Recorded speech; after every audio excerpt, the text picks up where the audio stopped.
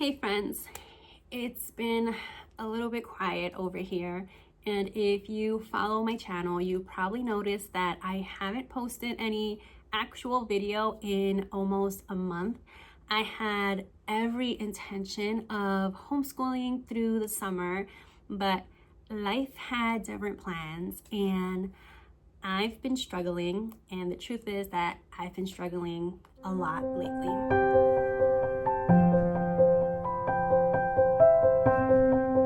Welcome back, friends. If you're new here, my name is Michelle and I am a homeschooling mama to 4 kiddos ages 13 all the way down to 8 months now. And in today's video, it's just going to be a real honest and raw conversation on life and what's going on right now. I recently came to the realization that I am walking through my 4th round of postpartum depression. I honestly did not want to believe it at first.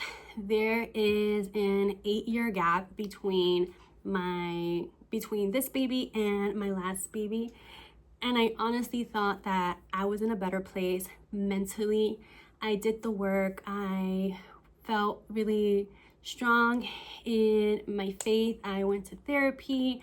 I had routine set out to help me be in a better mental space. And I really thought that this time things would be different. So when I started noticing those signs, when I started noticing that I was getting really irritable, I was starting to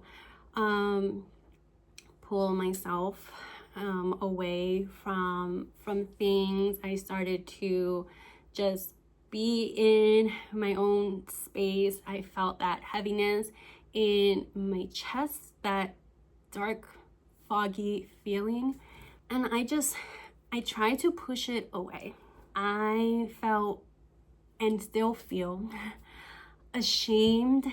If I'm struggling now, then maybe I never really was healed at all. And that brought up a whole lot of guilt inside of me. I talk a lot about overcoming anxiety, about overcoming depression, and helping other moms. I'm trying to build a whole business on being rooted and thriving. So when those feelings started coming back, I honestly felt like a fraud. Like, how can I possibly show up and help others when I'm currently going through and I'm in the thick of it? But then God reminded me that healing is not linear. It doesn't mean that you're doing something wrong when the struggle returns. It just means that you're human. And this journey is one that requires healing over and over again. His mercies, they're new every single day. And I learned that I need to extend that mercy and that grace to myself too. And here's something that I really wish that more moms understood about postpartum depression.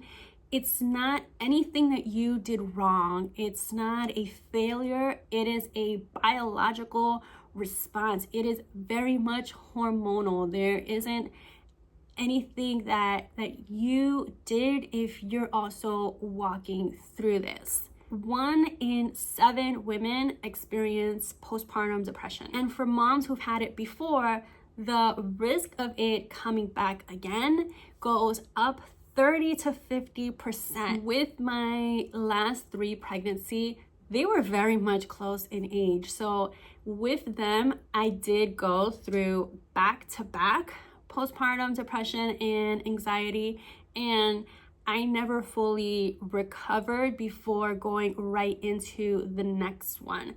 And even though, yes, there's an 8-year gap, I thought that things would be a little bit different. I realized that this is not something that I did wrong. It's not a sign that I haven't grown. It's just something that my body is walking through again. And that doesn't make me weak. It makes me in need of care, support, and grace. So that's exactly what I did.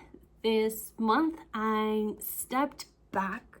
I realized what I was going through, and I paused our homeschooling because I couldn't show up for my kids the way that I'm supposed to, the way that they deserved me to show up, the way that I was feeling. And we weren't getting anywhere. It wasn't working for anybody. So just trying to do it to check a box, that wasn't going to work. So I paused our homeschooling for pretty much the whole month. Originally, we were only going to stop for a week while I went to New York to visit family, but that week extended to a month when a lot of things just spiraled out of control. And what I did was I went back to therapy. I hit it head on. I realized what was going on, and I knew that I needed to get the help. So I started therapy back up again. I got honest with myself, with the people around me, and I started to go back to therapy, and I admitted that I needed to seek help again. And let me tell you that that decision, that realization, it did not come easy at all by any means. Truthfully, even opening my Bible was really, really hard for me because I was at the point where I was mad at God. I was back at that space, just again with those why questions. Why is this happening again? What did I do? Like I felt like I failed myself, and I didn't want to turn to anything, anyone. I was deep in it, and I didn't want to open my Bible and read the word. That wasn't something that I was seeking. But the thing is that God always finds his way. And even though I wasn't having my quiet time and reading my Bible and going into the word, we were still doing our nightly devotionals as a family right before the kids go to bed. And God was talking to me loud and clear through those devotionals. And there were some devotionals that I was reading where I felt condemned in a way, and there was some where I read through them with anger because I knew that God was talking to me. I knew that he was giving me some answers, and some of those I didn't want to hear. And I was in a place where even reading those was coming from a place of anger. Like I was so angry, and even that, like, that's okay to come with those emotions to God. Like we feel like we have to come and be this perfect way, and that's not true. God is close to the brokenhearted. So we are allowed to have those feelings and to get angry, and God's not going to smite us because we feel that way. He is going to bring us closer. He was seeking me out even when I didn't want to be sought after. And yeah, he spoke to me during those moments, during the devotional with my family. So I restarted my quiet time with God. I picked up my journal again, one that I created during a different hard season that I'm using now during this season. It's helping me to process, to pray, and breathe during this season that I'm currently in. Just 2 pages a day, just to remind me who I am, who God is, and to see the good in the little things that we tend to just pass by and forget when we have that deep fog hovering over us. And we are planning to ease back into our homeschooling this week, but I'm approaching it in a completely different way. We are going back doing very, very light work. It's honestly not about checking any type of boxes. I'm just trying to be present with my kids.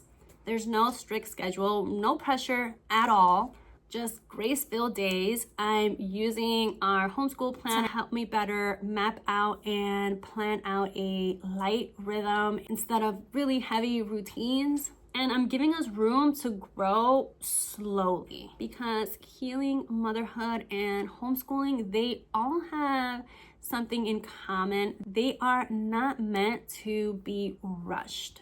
So we're gonna focus on doing a lot of things together. We're going to do our morning time, our devotionals. We are going to do some Shakespeare because I'm really excited to do that with them. We're gonna do it as a family. I'm planning on adding in some picture studies, so little things that I'm still pulling from Amplify online. I am putting a pause on their independent reading. We are going to, again, just take it day by day, very light work. And as I feel fit emotionally, we will start adding more things in there. But in the state that I am in right now, and for not only my well-being, but my kids too, because when we're not in a good space, it does carry into every other part of the home. So we're going to just take it day by day and slowly start adding things in. So if you're walking through something similar, I just want to say that you're not alone. You haven't failed. You're not broken. You're a human being with a huge heart and a lot on your plate. God is still with you in the middle of the mess. And even when you feel like you've taken 5 steps back, He's still right next to you working. If this video resonated with you, please leave a comment below, even just a little heart emoji or a me too. I'd love to just lift each other up and pray for you if you need some prayers, or just to remind you that someone sees you. And if you're needing something gentle to help you process and reconnect, I'll leave the link to the Rooted and Thriving journal down below. Thanks for being here, even in the quiet. I'm slowly coming back one step at a time. Thank you so much for watching, and until next time, guys. Bye, everyone.